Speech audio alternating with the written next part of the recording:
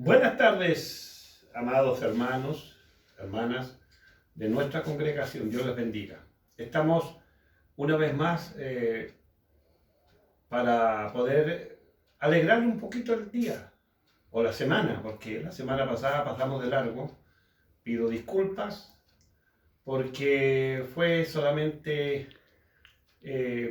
un problema. No lo hicimos, pero ahora nos vamos a resarcir de eso y vamos a alegrar un poquito su tarde, pensando de que tenemos todavía que darnos paciencia porque hay mucho todavía que esperar. No es tan luego, no vamos en baja, vamos en alta. Pero eso con mayor razón nos tiene que hacer pensar que debemos pensar con paciencia, enmendar lo que hemos hecho mal, para que cuando ya tengamos la libertad, si Dios nos da la libertad, podamos hacerlos bien, las cosas bien. Y vamos a empezar esta intervención de tarde. Son las 5 para las 8. Vamos a cantar dos alabanzas, acompañando el mensaje que vamos a entregar hoy día, un mensaje de fe. El Señor le bendiga.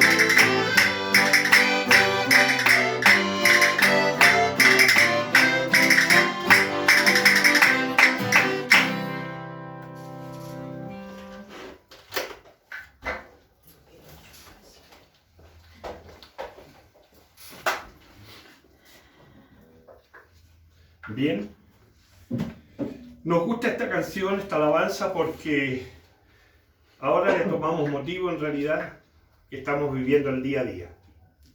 No sabemos lo que va a pasar mañana, no tenemos idea cómo va a ir variando nuestra situación familiar, situación de país, situación del mundo. No lo sabemos. Y ahí está en evidencia nuestra fe. Y de lo que es lo que vamos a leer y hablar un poco también acerca de nuestra fe. Tal vez un tema repetitivo, pero así como se dan las situaciones, no debemos dejar de alentarnos con la fe puesta en el Señor, en nadie más. Y voy a leer en Hebreos capítulo 11, versículo 1, solamente el versículo 1. Al final vamos a leer el versículo 6. Dice, es pues la fe, la certeza de lo que se espera, la convicción de lo que no se ve.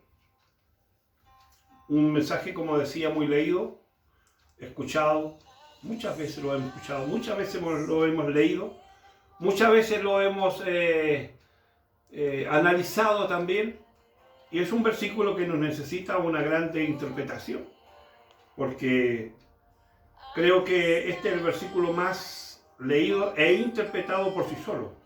No es necesario interpretarlo, porque tiene lo mucho que decir acerca de en quién hemos creído o qué es lo que estamos creyendo. Hemos practicado nuestra religión. ¿Cuántos años tiene usted dentro del Evangelio? ¿50, 60, 40, 30, 20? La edad que tenga dentro del Evangelio, ha escuchado de la fe, hemos hablado de la fe, pero practicarla es algo diferente. Y hoy día ya se nos hace muy necesario practicar la fe. Todo lo que hemos predicado, todo lo que hemos dicho, cuántas veces hemos aconsejado a otros, tenga fe, pero cuando la fe se tiene que poner en práctica, es cuando empezamos a cuestionarnos nuestra propia fe. Podría decir, yo en mi caso, llevo 50, 60 años hablando y predicando de la fe, pero hoy día se pone en práctica. Hoy día tengo que ponerla en práctica. Hemos pasado, cada uno de nosotros a lo mejor ha pasado por momentos difíciles, ha pasado por momentos en el que es necesario clamar a Dios, pero creo que ninguna de las cosas que hemos pasado, ya sea en forma personal, particular, de familia, podría superar lo que nosotros hoy estamos viviendo. Una vivencia de la cual tenemos nosotros que mirarnos a sí mismos e inspeccionarnos. ¿Tengo la fe suficiente como para poder alcanzar todas las cosas? ¿Cómo poder ser salvado? ¿Cómo poder tener la seguridad de que lo que venga mañana? No sé lo que viene, un día a la vez. Vivamos el día. Si quienes escribieron estos versículos, ya que el libro de los Hebreos no se tiene pleno conocimiento quién fue el autor, pero quién fue el autor, no hay ninguna duda que el Espíritu Santo lo inspiró para escribir esto, y también era un excelente conocedor de la historia israelita, porque habla de la fe, pero a la vez da con certeza lo que se llama la gradería de los héroes de la fe. La galería de los héroes de la fe. Él hace una exposición desde muy temprana edad acerca de lo que es la fe. La fe es la certeza de lo que se espera, la convicción de lo que no se ve. O sea, yo cuando empiezo a creer, tengo que estar seguro de que a quién o en quién he creído me salvará. Fíjese que tenemos en algunos pasajes, no vamos a ir a muchos versículos, pero en la vida de Jesucristo, cuando el Señor les hablaba a sus discípulos, a sus apóstoles, estando con Dios mismo, ellos los apóstoles, vieron que el Señor Jesús hacía maravillas, grandes señales. Su enseñanza era como de quien tenía, decían los escribas, como de quien tiene autoridad. Entonces, ellos se sentían tan empequeñecidos porque ellos, por ser israelitas, no es que no tuvieran conocimiento de Dios, lo tenían. Y tenían también conocimiento de un Salvador que estaba ya profetizado 742 años antes de que vendría el Salvador. Ellos lo sabían y sabían que estaban en la fecha en que tendría que aparecer en Israel el Salvador. Por lo tanto, ellos estaban delante de Dios mismo en la persona de Cristo. Pero cuando el Señor les hablaba acerca de lo que ellos debían creer, ellos mismos se sintieron empequeñecidos y le dijeron: Señor, aumentanos la fe. Siendo los discípulos personajes, grandes personajes, y muchos de ellos, los que escribieron la Escritura, hablan de lo portentoso de lo que fue el Evangelio, la primitiva iglesia llamada la iglesia apostólica. Ellos escribieron de la fe, pero después de que tuvieron también que ejercitarla, tuvieron que ponerla en práctica, tuvieron que ponerla por obra. Nosotros, vuelvo a repetir estas palabras que ya las he dicho, llevamos ¿cuántos? 50, 60, 70, 80 años sin que tengamos ni un problema para predicar el Evangelio, para predicar, para hacer iglesias, para levantar cultos, para predicar a la calle. Se llegó al extremo de predicar en la Plaza de Armas, frente a la moneda, el Palacio de la Moneda. Se predicaba el Evangelio y nadie nos reprimía. Entonces, todas esas predicaciones hoy día se transforman en que lo que hemos predicado tenemos que ponerlo por obra. Porque nosotros que empezamos a creer en el Señor, al creer en Él primero, tenemos que recibir de Dios la investidura del Espíritu Santo. No se puede ser creyente sin el Espíritu. El Espíritu Santo, el que lo analiza el apóstol Pablo, el libro de Efesios, en el capítulo 1, verso 13, dice: en él también vosotros, habiendo oído la palabra de verdad, el evangelio de vuestra salvación, y habiendo creído en él, fuiste sellado en el Espíritu Santo de la promesa. O sea, para que no pueda haber Espíritu Santo sin fe. Por lo tanto, si nosotros alcanzamos y logramos la fe, Dios nos enviste del poder del Espíritu Santo, porque es la única forma en que tengamos el valor para poder seguir creyendo en Él y también conminar a otros que crean en el Evangelio. En el versículo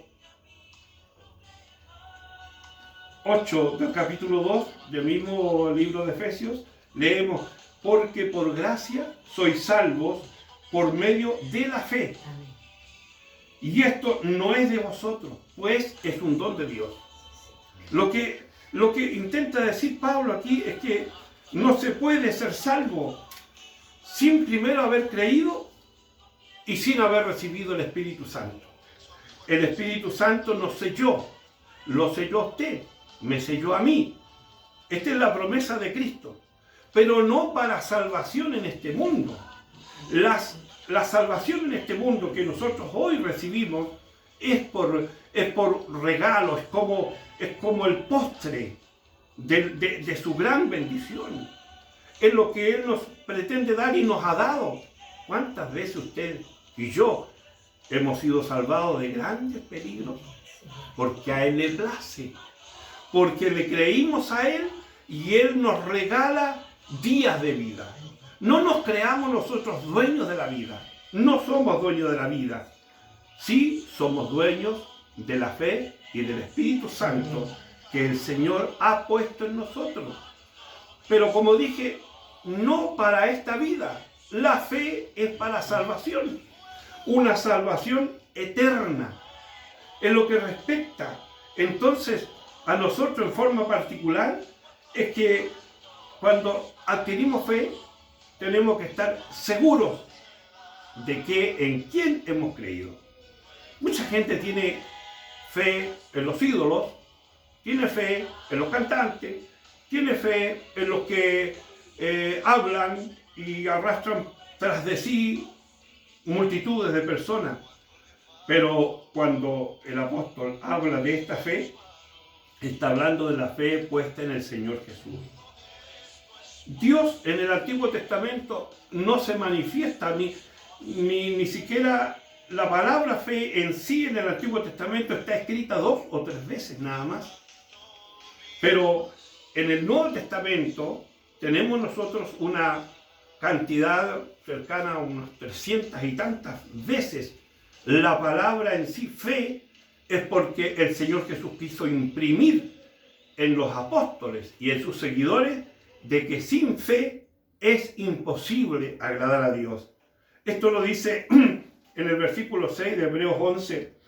Pero sin fe es imposible agradar a Dios, porque es necesario que el que se acerca a Dios crea que le hay y es galardonador de los que le buscan. ¿Cuántos galardones en la vida hemos recibido nosotros?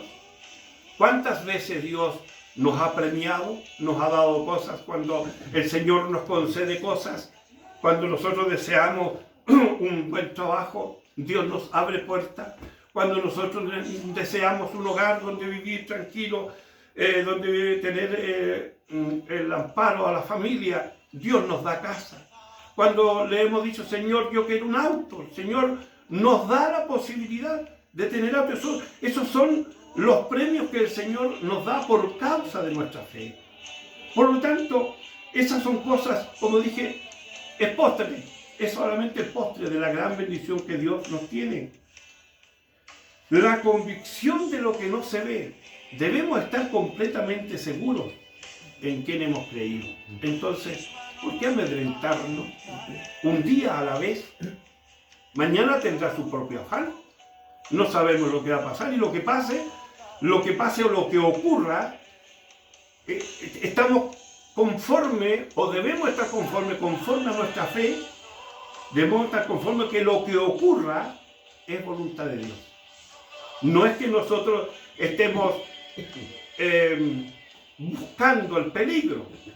Obviamente que hoy día tenemos que obedecer las autoridades sanitarias y no debemos exponer, ni debemos ni siquiera exponer a Dios, ni el Evangelio, ni a los hermanos, ni a los pastores. Hoy día se ha escuchado una noticia lamentable. 2 pastores congregaron personas para hacer cultos, sabiendo que no se puede hacer en estas condiciones. ¿Cuál será la explicación de estos pastores? Es que Dios dijo que nos va a cuidar, pero también la palabra de Dios dice que debemos orar y debemos obedecer a las autoridades terrenales, porque las que están puestas han sido puestas por Dios. Por lo tanto, no podemos nosotros darnos el lujo de decir yo tengo la fe suficiente para que no me pase nada. No es ese el tema. La fe es para salvación. Las bendiciones de Dios son el postre que Dios le da. Si usted alcanza grandes logros en su vida, es porque Dios lo premia por su obediencia a la fe. Y ahora, yo digo, ¿cuántos deseamos y desearán estar en una iglesia? Pero ¿se acuerdan ustedes cuando la iglesia estaba abierta? Cuando las iglesias tenían posibilidad de hacer culto, pero usted se iba al persa a pasear primero. ¿De qué fe está hablando ahora? ¿Qué nos va a dejar de enseñanza este gran problema, esta gran pandemia? ¿Qué nos va a dejar de enseñanza? Tal vez alcancemos y logremos nuevamente estar reunidos como iglesia para bendecir el nombre del Señor.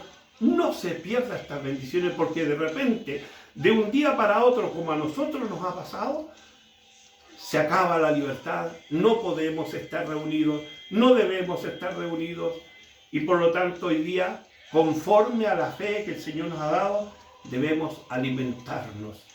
La palabra de Dios es el pan de vida, el Espíritu Santo es el agua de la vida, por lo tanto en este momento usted sáciese del pan y del agua que el Señor le derrama a través de su palabra.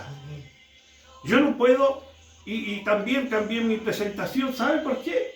Porque yo, como pastor de la iglesia, no puedo presentarme como alguien que está derrotado, como alguien que va a pasar mañana, hermanos, cuídense. No, no que yo me presento tenga una máscara, no. Yo creo que el Señor Jesús preparará el día de mañana y el próximo día. Y si me he de morir esta noche, va a ser en la voluntad del Señor. Y no debiéramos preocuparnos porque la muerte es solo una incidencia en el cristiano, en el verdadero cristiano. Una incidencia. No deseche las bendiciones del Señor, aprovéchela. Coma este pan y beba de esta agua que es para vida eterna. Dios bendiga su palabra. Amén.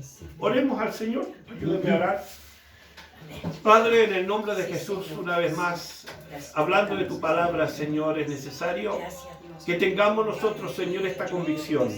Esta misma convicción que tuvieron los apóstoles, que pudieron hablar de esta fe, que pudieron transmitir la fe, Señor.